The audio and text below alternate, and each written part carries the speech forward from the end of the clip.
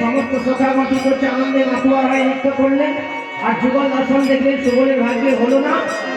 এর মতো সময় সুবল আমার সেই রাধা কুণ্ডর তীরে গিয়ে গোবিন্দকে বলছে, হে গোবিন্দ, তুমি সত্যিকার প্রভু, তুমি আনন্দময় লীলাময়, তুমি বাইরেও থাকো আবার ভিতরেও থাকো, সবার মধ্যে বিরাজমান। আজও তোমার লীলা বুঝতে পারলাম না প্রভু।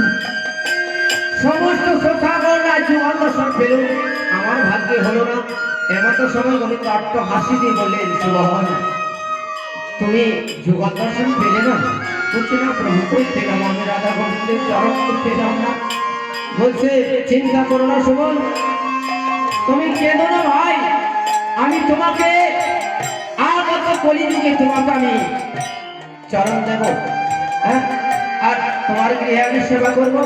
সমস্ত ভক্ত নিয়ে যাব, সমস্ত বৈষ্ণব নিয়ে যাব, নাম গাইতে গাইতে মাতৃবর্গ, পিতৃবর্গ, গুরুবর্গ, দ্বাদশ গোপাল, জয় চক্রবর্তী, অষ্ট কবিরাজ আর শাখা বর্গ, পূর্ববর্গ, আর এই সমস্ত বৈষ্ণব সাধুগুরু বৈষ্ণবে নাম গাইতে গাইতে তোমার মনে ভাষা পূর্ণ করে দেবো না প্রভু। কখন না আগত কলিযুগে, আগত কলিযুগে বলেছেন।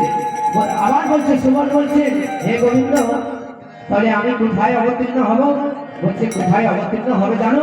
তুমি বর্ধমান জেলা কান্নাতে তুমি জন্মগ্রহণ করবে। বর্ধমান জেলা কান্নাতে, অজয় নদীর পাশে কান্না বলে একটি জায়গা আছে।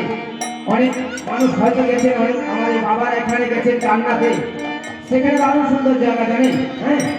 তো সেইখানে গৌরীদাস তুমি ওখানে জন্মগ্রহণ করবে। ভগবানের লীলা দেখুন, আগে যে কলম দিয়ে দিচ্ছে